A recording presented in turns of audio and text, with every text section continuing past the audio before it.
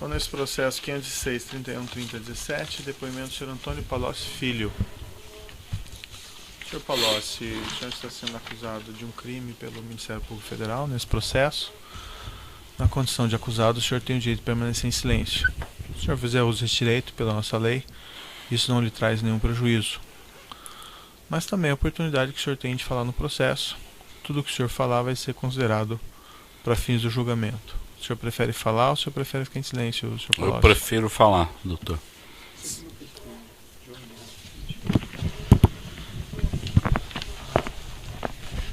Excelência, como havia sido estabelecido no início da instrução, a defesa do ex-presidente Lula apenas gostaria de saber, para melhor se posicionar ao longo da audiência, se existe algum acordo de colaboração em curso e qual seria o status, eventualmente, das negociações. O Ministério Público pode esclarecer? Pois não.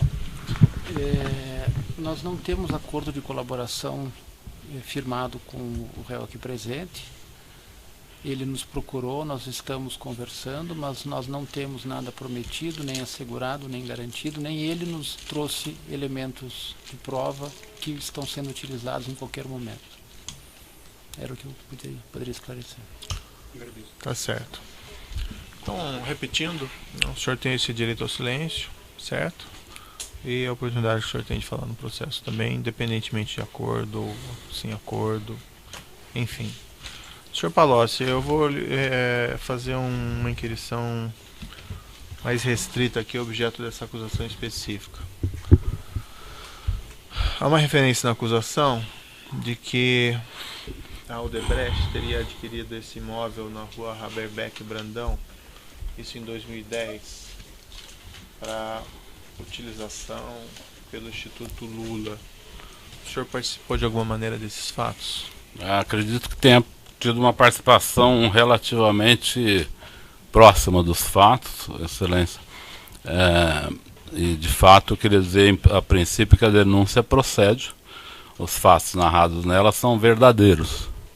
Eu diria apenas que os fatos narrados nessa denúncia dizem respeito a um capítulo de um livro um pouco maior, certo, do relacionamento da empresa em questão, da Odebrecht, com o governo do ex-presidente Lula e da ex-presidente Dilma, que foi uma relação bastante intensa, bastante movida a vantagens dirigidas à empresa, a propinas pagas pela Odebrecht para agentes públicos, em forma de doação de campanha, em forma de benefícios pessoais, em formas de Caixa 1, Caixa 2, e esse foi um episódio desse conjunto de práticas que envolveu esta empresa em relação ao governo do ex-presidente Lula e da ex-presidente Dilma. Sim. E eu tenho conhecimento que participei de boa parte desses entendimentos na qualidade de ministro da Fazenda do presidente Lula e de ministro da Casa Civil da presidente Dilma. O senhor falou, ou melhor, o senhor Marcelo Odebrecht declarou em depoimento que o senhor era um interlocutor do grupo Odebrecht em relação a essas demandas financeiras da Presidência da República e do Partido dos Trabalhadores? Eu não era um interlocutor de demandas financeiras, era um interlocutor da empresa para o conjunto da relação da empresa com o governo, não só assuntos relativos a contribuições da empresa, mas a metas da empresa, desejos da empresa junto ao governo. A empresa Odebrecht é a maior das construtoras do país, ela atuava em praticamente todas as áreas mais importantes do governo. Então ela atuou desde o início do governo do presidente Lula. Eu os conheci antes do governo, eu estive com eles desde 94, quando o presidente Lula os conheceu. Em algumas oportunidades esse conhecimento se deu com a minha presença e, portanto, eu me tornei amigo dos principais dirigentes da empresa, doutor Emílio Odebrecht, doutor Pedro Novis, doutor Marcelo Odebrecht, desde antes do governo do presidente Lula ter início.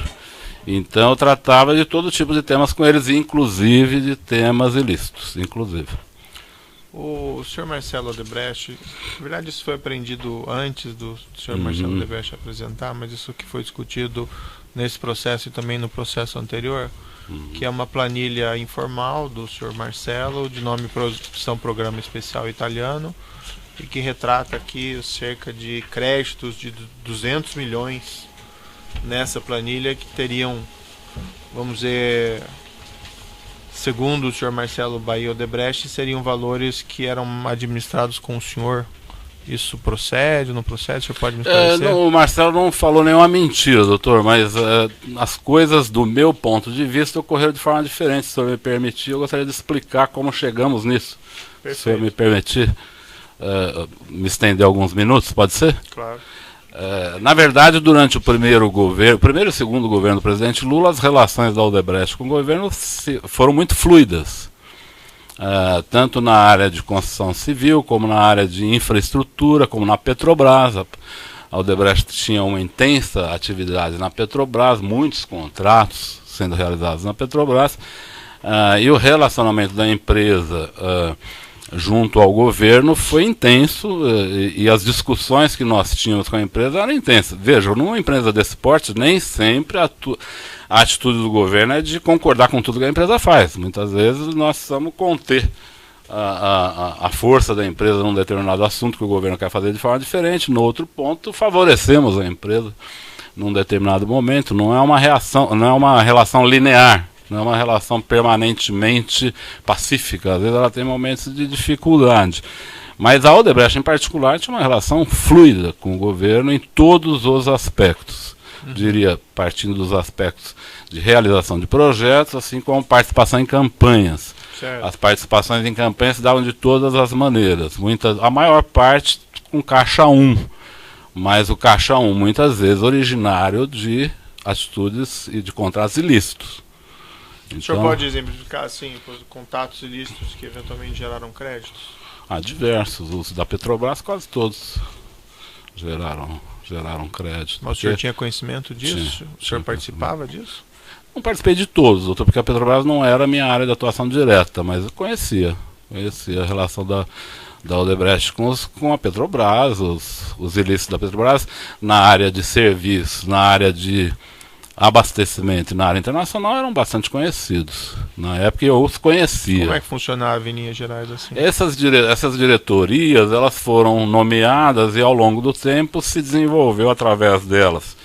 Na diretoria de serviços, o PT, na diretoria internacional, o PMDB, e na diretoria de abastecimento, o PP, se desenvolveu uma relação de intenso financiamento partidário, de políticos, pessoas, empresas, né?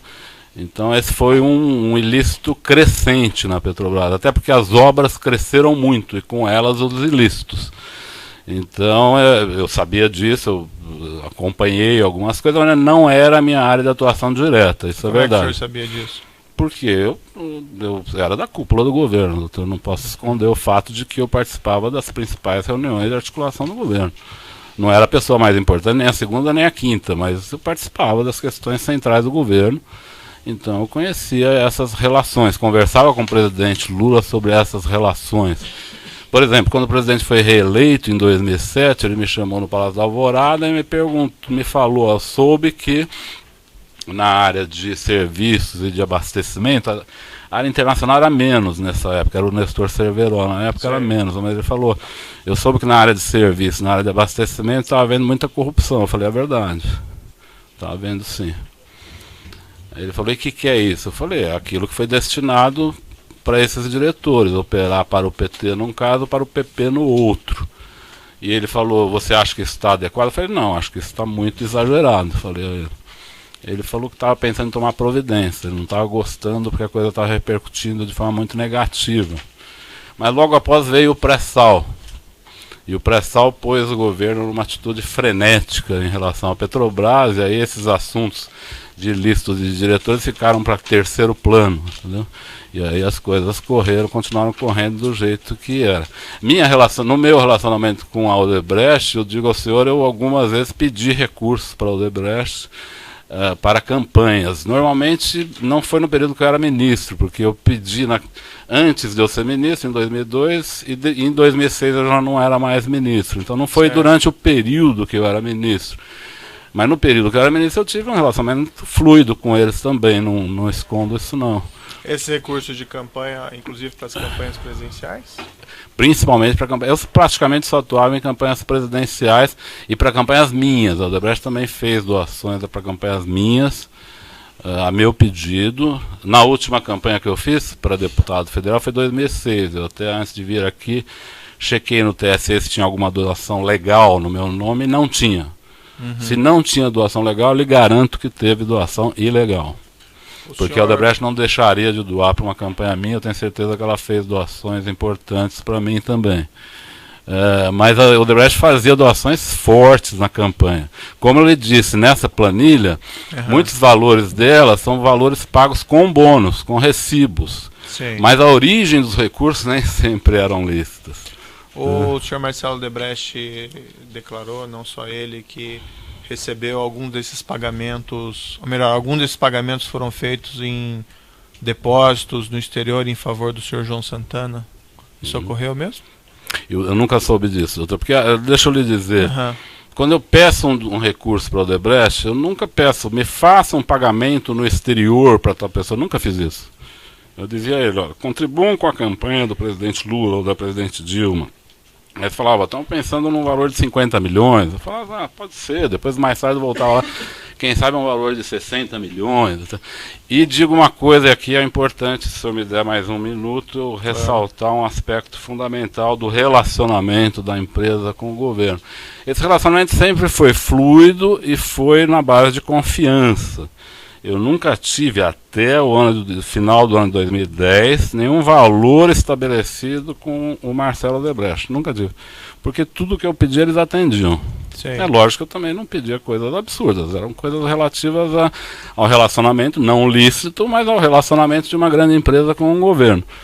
Mas eles nunca recusaram, então eu não tinha valores estabelecidos com o Marcelo Odebrecht. Em 2010 ocorreu uma coisa estranha, porque a empresa do Odebrecht se mostrou muito tensa com a posse da presidente Dilma. E uma tensão que eu diria desproporcional, uma tensão muito grande, porque havia uma razão para isso. No evento das hidrelétricas do Rio Madeira, onde a Odebrecht foi a realizadora do projeto, o senhor sabe que na área elétrica as empresas privadas fazem o projeto em parceria com as empresas públicas, não é?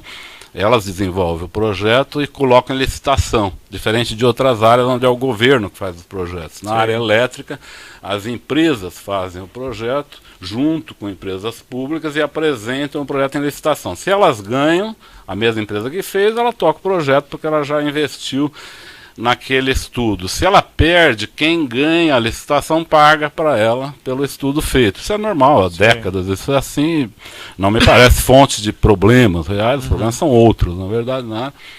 E a Odebrecht, por ter feito o estudo do Rio Madeira, que gerou a ideia e o projeto de 2 hidrelétricas ali, ela tinha uma vontade imensurável, uma vontade incontrolável de realizar as 2 usinas.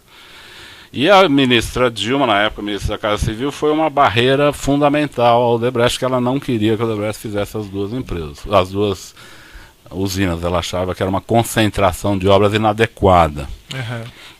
E nos convenceu, a mim, ao presidente Lula, que não era adequado aquilo, mas ela liderou um embate muito forte com a Odebrecht nesse momento, que resultou na Odebrecht ter perdido a segunda licitação e ganho a primeira a um preço muito ruim.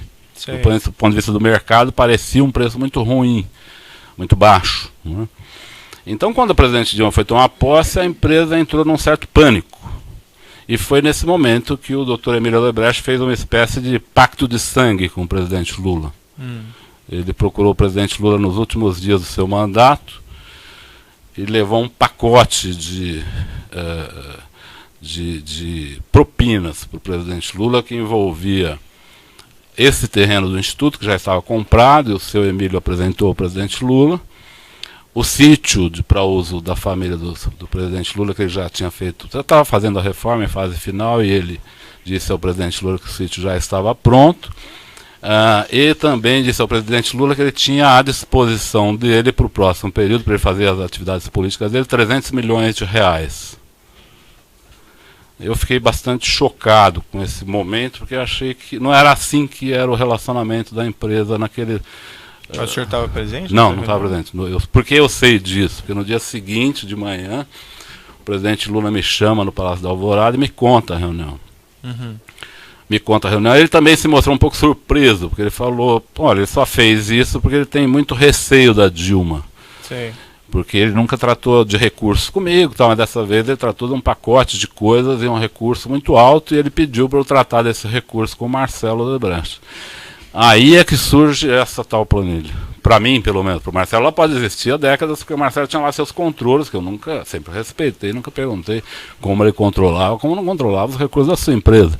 Sim. Mas nesse momento, eu vou ao Marcelo e digo, Marcelo, o que está acontecendo? Por que seu pai levou uma reserva desse tamanho? Nós nunca falamos em tamanho de reservas, de conta corrente, nunca falamos sobre isso. Ele falou, não, meu pai acha melhor nesse momento, pelo fato da Dilma estar entrando, estabelecer de forma clara a relação, não mais, vamos dizer, não mais no fio do bigode, como a gente fazia, não mais na fluidez da confiança, mas numa relação mais explícita e mais objetiva, porque ele tem muito medo do comportamento da presidente Dilma ser um comportamento evasivo em relação aos nossos pleitos, e isso pode colocar em risco os nossos projetos. Uhum. Eu falei, Marcelo, eu não gosto dessa ideia de conta corrente, eu acho que nunca foi assim, não sei porque vocês reservaram 300 milhões, aí ele fez uma correção. Ele falou, não são 300 milhões, são 150 milhões, meu pai se equivocou. Aí isso, inclusive, dá origem a um e-mail que a senhora perguntou, se não me engano, para o Emílio ou para outra pessoa, de um e-mail que o Marcelo procura corrigir com o doutor Emílio, o senhor está falando errado. Eu li isso na imprensa, porque isso acabou saindo na imprensa. Você está falando errado, não é 300, é 200, o outro 100 já foi dado, coisa assim. Há uma discussão entre eles sobre esses valores. E aí o que acontece? Eu volto ao presidente Lula, falei, presidente Lula, acho melhor a gente esquecer essa ideia de conta corrente. A empresa sempre contribuiu conosco, nunca houve dificuldades em relação a essa contribuição. Eu acho que estabelecer esse tipo de relação não é adequado. Ele falou, vamos ver, tal. Dias depois, o doutor Emílio volta ao presidente Lula, isso aí numa reunião no dia 30 de dezembro de 2010. Nessa reunião, o presidente Lula leva a presidente Dilma, a presidente eleita, para que ele diga a ela das relações que ele tinha com a Odebrecht e que ele queria que ela preservasse o conjunto daquelas relações em todos os seus aspectos, lícitos e ilícitos. Não, o senhor estava nessa reunião? Não estava nessa reunião. O presidente Lula, no dia seguinte, me chama de novo. Eu não era do governo nessa época, eu era deputado. Mas eu estava muito integrado na campanha da presidente Dilma, que acabava de ter sido eleita. Então o presidente Lula me chama de novo e fala, olha, o Emílio veio, tivemos uma ótima reunião e ele confirmou os 300 milhões e falou que pode ser mais se for necessário. E qual que era o ganho deles em oferecer 300 milhões? O ganho, não havia um ganho específico, doutor, mas o Odebrecht atuava nas hidrelétricas, o Odebrecht atuava na Petrobras, o Odebrecht atuava no Ministério da Defesa, o Odebrecht era responsável pelo projeto de submarinos. Seria um favorecimento quando surgirem oportunidades? Não era uma pauta. O doutor Emílio, nessa oportunidade, não apresentou uma pauta de desejos da empresa específica. Ele apresentou a vontade de que, com o governo da presidente Dilma, a relação da Odebrecht com o governo continuasse fluida, da mesma maneira com que havia sido a relação com o governo Lula. Essa era a questão fundamental. Por exemplo, vou lhe dar um exemplo. Quando o presidente Lula tomou posse, a Petrobras fez uma ação muito forte pela estatização da petroquímica, onde a Odebrecht tem uma empresa chamada Braskem, que é a principal do setor. A eleição do presidente Lula reacendia a ideia da estatização. Então a Odebrecht pediu a mim para que, junto ao presidente Lula e à Petrobras, para que fizesse uma barreira de contenção a esse movimento, porque isso poderia significar a reestatização dos serviços de petroquímica. E eu trabalhei durante 2 anos nesse projeto, com relativo sucesso, com um grande sucesso. No caso do governo da presidente Dilma, tinha uma série de questões, como submarinos, a Petrobras, as sondas da Petrobras. As sondas da Petrobras eram um momento que estavam sendo discutidas nesse período em que foi comprado esse terreno. O assunto que tinha no momento eram as sondas da Petrobras. E era uma discussão muito grande sobre o valor de contratação dessas sondas, sobre nacionalização das sondas, sobre diferentes níveis de nacionalização, sobre onde estariam esses estaleiros. Isso tudo era uma discussão que, se o governo agisse contra a empresa, os danos seriam extraordinários. Se o governo agisse a favor da empresa, os benefícios também seriam extraordinários. E o governo agiu a favor? O governo seguinte, Sim. o governo da presidente Dilma, você está perguntando? Isso, das sondas. Em diversas ocasiões, embora não faça parte aqui do processo. Se eu quiser, eu lhe dou alguns exemplos. O senhor que manda. Exemplificadamente um exemplo, por exemplo. Um exemplo, por exemplo, foi na área de aviação. Por exemplo, na área de aviação, a Odebrecht desejava muito, nas concessões de aeroportos, a Odebrecht desejava muito ter um aeroporto de porte sob seu comando, na medida em que o governo privatizou os aeroportos. O senhor conhece esse processo. E na primeira leva de privatizações, onde foi privatizado o aeroporto de Guarulhos, de Campinas, Viracopos e de Brasília, a Odebrecht foi perdedora no processo. Ela perdeu os 3. Não sei se ela disputou os 3, mas ela perdeu os 3. Talvez tenha disputado 2. Ela tinha muito desejo de ganhar a licitação do aeroporto de Campinas, e ela perdeu. E ao perder essa licitação, a Odebrecht entrou com recurso contra o consórcio vencedor dessa licitação, que era a empresa Triunfo e a empresa UTC, tentando na ANAC derrubar a decisão em favor dessa empresa Triunfo, e ela se sagrasse vencedora, porque ela tinha ficado como segundo preço do aeroporto de Viracopos. E o Marcelo Odebrecht e o senhor Alexandrino me procuraram diversas vezes nessa oportunidade para que eu intercedesse em apoio a eles, porque eu que havia nomeado o presidente da ANAC nesse momento. Eles queriam que eu intercedesse no sentido de mudar o resultado da licitação para que eles fossem os vencedores como segundo colocados. Como eu não fiz isso e falei que não faria, achava inadequado fazer essa mudança, eles pediram que a gente desse uma solução. Eu fui à presidente Dilma, ela disse para que eles deviam ficar calmos, que numa próxima licitação ela cuidaria desse assunto. Aí eles retiraram o recurso que eles tinham na ANAC e foram beneficiados na licitação do aeroporto de Guarulhos, no Galeão, no Rio de Janeiro. Como foram beneficiados? Houve uma cláusula nessa licitação que impedia o vencedor da licitação de Cumbica de participar do aeroporto do Galeão em condições livres. E isso foi colocado por solicitação da Odebrecht, então? Foi colocado por solicitação da Odebrecht, e eu tive participação nisso atrás, antes de sair do governo, e depois isso foi realizado Isso veio à tona de alguns formatos, talvez não nesse formato que eu estou lhe expressando, mas recentemente o Cláudio Melo da Odebrecht falou que o ex-ministro da Aeronáutica, o ministro... que é atual ministro. Mas acho que a gente não vai entrar em detalhes nessas outras. Mas só para lhe dizer, continuou. Diria ao senhor que a relação da Odebrecht no governo da presidente Dilma não foi tão fluida como era com o presidente Lula. O presidente Lula era um amigo da empresa de forma mais intensa. Mas essa relação foi grande. Por exemplo, no caso do etanol, a empresa investiu bilhões em etanol no governo do presidente Lula, porque o governo do presidente Lula era grande incentivador do etanol. A presidente Dilma já não foi incentivadora do etanol. Perfeito. Só para lhe dar alguns exemplos. Eu não vou entrar em detalhes, coisas assim que não são tão pertinentes nesse processo, mas uma questão eu tenho que perguntar a classificação, porque o senhor Marcelo Odebrecht declarou isso. Ele mencionou que na época da aprovação do refis da crise, em 2009, teria recebido uma solicitação de 50 milhões de reais, salvo engano, para que os interesses da Odebrecht fossem atendidos na aprovação dessa legislação. Mencionou, salvo engano de memória meu, que essa solicitação teria vindo do ministro Guido Mantega, mas que o senhor teria conhecimento disso.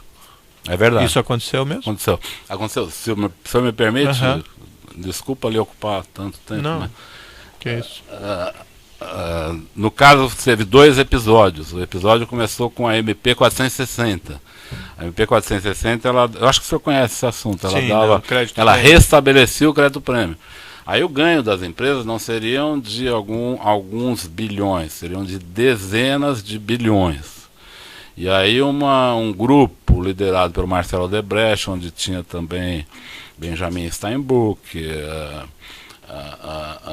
Rubens Ometo, a Votorantim, todas as grandes exportadoras do Brasil, foi ao Congresso pedindo para a gente restabelecer esse crédito prêmio DPI. Eu havia lutado contra esse crédito prêmio junto com o ministro Luiz Fux, que na época que eu era ministro da Fazenda, o ministro Luiz Fux era ministro da STJ, ele era relator desse caso e ele nos ajudou a não dar ganho de causa para o contribuinte nesse caso, que o imposto já tinha sido extinto. Sim. Já tinha sido extinto. Eles queriam o restabelecimento do imposto extinto. Eles me procuraram no Congresso, Marcelo Odebrecht em particular, porque tinha mais relação comigo, insistindo muito, muito. Ele fez mais de 10 reuniões comigo para que aprovasse a MP 460. Eu falei nas 10 vezes que não votaria a favor. Essa MP foi votada, nossa bancada votou contra. Eu digo, doutor, não sou contra a negociação com empresas, mas claro, nesse caso me pareceu escandaloso, uma coisa absurda. Eram 200 bilhões envolvidos. Né? Então eu disse a eles que eu não ia apoiar isso, mas a legislação foi aprovada. Ato seguinte, eu fui ao presidente Lula, junto com o ministro Guido, e pedimos que o presidente Lula vetasse, ele vetou. Em seguida veio o refis da crise. E, nesse meio tempo, o STF decidiu que as empresas tinham que pagar e não receber. Né? E nesse momento o Marcelo pede a mim, mas eu digo, olha, você tem que resolver com o Guido, tal. Ele pede parcelamento do pagamento, que ali já era, doutor, diferente da MP 460. A MP 470 já era uma coisa muito mais amena. E me disse, o Marcelo na época, ele me disse que o ministro Guido havia solicitado 50 milhões para ele. Eu não vi o ministro Guido solicitar, eu não estive presente, mas o Marcelo de fato me falou que houve uma solicitação nessa época de 50 milhões e que ele diz, Marcelo, que ele pôs isso na planilha, constando como um crédito que ele tinha criado para o ministro Guido. Mas ele informou isso ao senhor, que ele colocou nessa, vamos dizer, conta corrente nessa planilha? Me informou em 11 só, quando ele falou dessa planilha, não na época. Ele me informou em 11 que ele tinha, que dentro dessa planilha tinha 50 milhões, que era derivado desse projeto do refis, chamado refis da crise, que ele tinha acertado com o ministro Guido Mantega. Mas eu não participei da reunião em que isso foi eventualmente combinado. Entendi. Vamos falar agora da questão aqui mais específica relativa a esse imóvel. Qual foi o seu contato com isso? Como é que aconteceu? O senhor pode me relatar também? Posso. Esse imóvel se destinava a ser uma espécie de museu da memória dos governos do presidente Lula. No Brasil, a regra é que o presidente sai do palácio carregando os seus presentes, documentos, etc. Uma prática, diga-se de passagem, que eu acho bastante inadequada. Eu sugeri ao presidente Lula que mudasse isso e transformasse isso num assunto do Arquivo Nacional, mas ele não gostou da ideia. Então hoje continua, os presidentes saem, todos que saem com caminhões de presentes. Não são presentes de uso pessoal, são presentes que nem são usáveis, na verdade são peças, né, doadas por governos, tal, que só servem para pôr em museus. Tem um valor histórico, mas não tem valor pessoal isso. Não tem valor monetário, na verdade. Certo. Então o presidente Lula já estava, num momento, era meados de 2010, em que ele precisava cuidar desse assunto. Ele me chamou, se não me engano, no Palácio da Alvorada, e ele me disse, olha, eu estou com muita coisa, cuidando de muita coisa agora. O Paulo Camoto e a dona Marisa estão olhando essa questão do futuro instituto. Eles estão atrás de um local para a instalação do instituto. Eu queria que você falasse com a dona Marisa e ver se você pode ajudar alguma coisa, ver como está isso, pediu para que eu desse algum apoio. 1 ou 2 dias depois eu fui a dona Marisa no Palácio da Alvorada. Ela me atendeu no escritório do Palácio da Alvorada, numa mesinha de almoço que tinha nesse escritório, no primeiro andar do palácio. Eu vou fazer uma pausa pelo tamanho do áudio aqui, nós já retomamos.